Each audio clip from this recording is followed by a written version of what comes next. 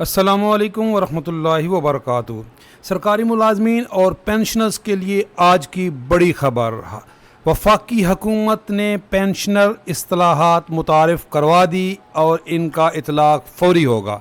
1 जुलाई से इस नए पेंशन कवानीन का इतलाक़ होगा और बड़ी इस्तिलाहात मुतारिफ़ करवा दी। पहले से पता था कि गवर्नमेंट जो है वो पेंशन इस्तिलाहात लाना चाह रही हैं और आज वज़ीर ख़जाना ने असम्बली में, जब ये बजट की बहस हो रही है, तो आज असम्बली में ऐलान कर दिया कि ये पेंशन इस्तिलाहात फ़ौरी नाफिद होंगी। ये क्या इस्तिलाहात हैं, सरकारी मुलाजमीन की हक़ में हैं या तशवीशनाक हैं, अभी आप फ़ैसला ख़ुद करेंगे। एक है जी कि एक से ज़ायद इदारों से पेंशन को ख़त्म कर रहे हैं। ये क्या है, पूरी डिटेल आपको बताते हैं। दूसरी है रिटायरमेंट के बाद दोबारा मुलाजमत पर तनख्वाह या पेंशन में एक का इंतखाब करना होगा। तीसरा, पेंशन और शरीक हयात को वफ़ात के बाद बेनिफिशर्स को पेंशन 10 साल तक दी जाएगी। पूरी डिटेल आपके साथ इसकी बताते हैं। असल ये इस्तिलाहात हैं क्या। पेंशन इस्तिलाहात का इतलाक़ फ़ौरी होगा। वज़ीर ख़जाना ने ये ऐलान कर दिया। ये इनकी सवाबदीद होगी, वो कौन सी सबसे ज़्यादा रकम वाली पेंशन लेना चाहते हैं। एक से ज़ायद इदारों से पेंशन को ख़त्म कर रहे हैं। ये क्या है जी, आज वज़ीर ख़जाना ने बजट तकरीर जो है, बजट आप जो इसकी वाइंड अप किया जा रहा है, तो उसमें उन्होंने ये इस्तिलाहात मुतारिफ़ करवाई हैं और बताया है कि इन का इतलाक़ फ़ौरी होगा।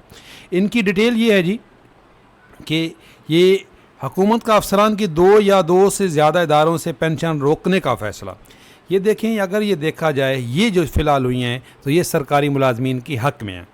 जो छोटे मुलाजमीन हैं उन पे फ़िलहाल इनका इतलाक़ नहीं होगा।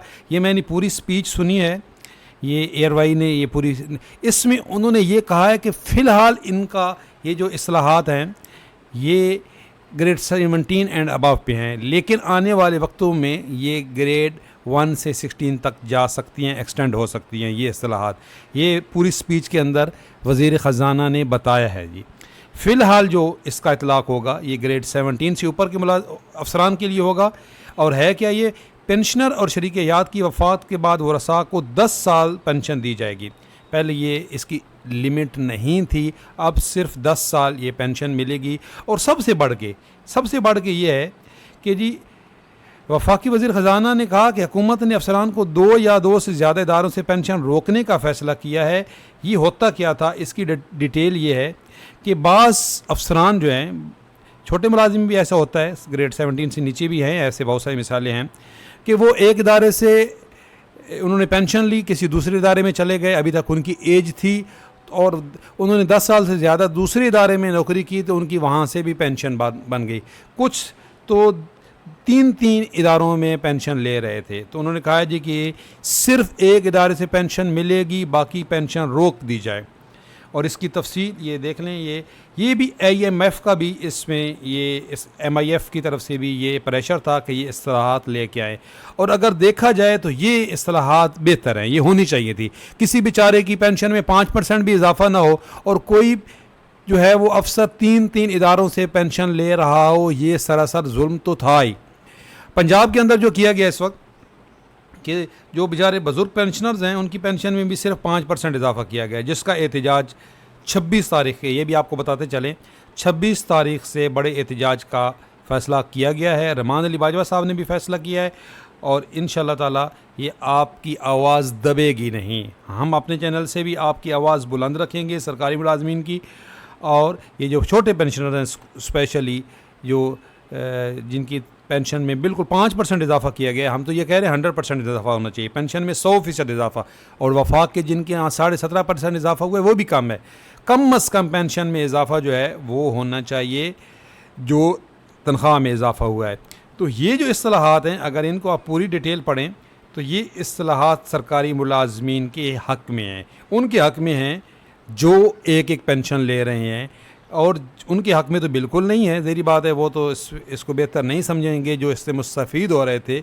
लेकिन ये सही हुआ है कि कहीं किसी एक को कहीं से एक से भी ना मिले और कहीं ये जो है वो 2 3 इदारों से पेंशन ले रहे थे। ये आज की बड़ी ख़बर है। ये इस वक्त तमाम जो न्यूज़ हमारे चैनल्स हैं उन्होंने भी इसको नशर किया है। और अगर आप ये पूरी स्पीच सुनें वज़ीर ख़जाना साहब की, तो उन्होंने इसमें ये कहा है कि जी इनका इतलाक़ फ़ौरी होगा जी 1 जुलाई के बाद।